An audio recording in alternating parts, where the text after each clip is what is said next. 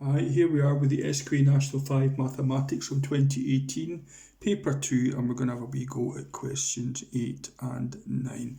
Question 8 says solve the equation 7 sin x plus 2 equals 3. This is called a trig equation, and as usual I've written it again just so you can see it a little bit clearer.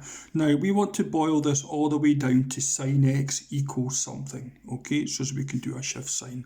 More on that later. Let's get to there. So we have the 3 there, add 2, take 2, becomes 1. So 7 sin x has to be 1. Obviously 1 add 2 gives you 3, so you can get it that way either way. So sin x is 1 divided by 7, which is 0.143. So we've got to solve the equation where sin x is 0.143.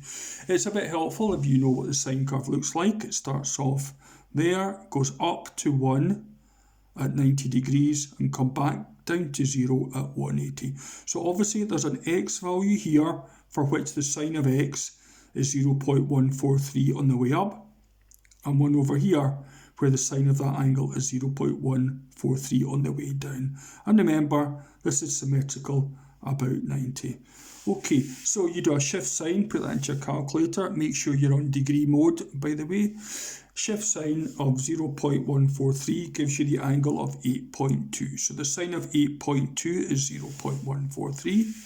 So 8.2 is there. That corresponds to 8.2 back from 180 to get the other value.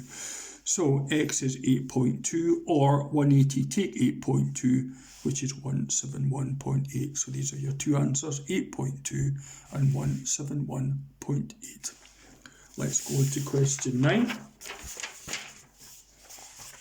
There, you're given a pretty straightforward triangle there. I'll just move it in so you can see it. There we have it there. And you're given ABD 75. This is a straight line. So 75, take that away from 180, with it being a straight line, makes that to be 105 degrees.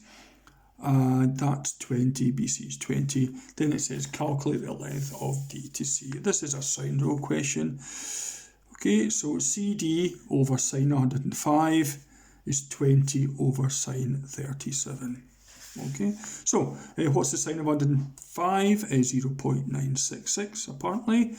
What's 20 divided by the sine of 37? Put it in the calculator. 33.233. I normally use 3 decimal places here, I should point out.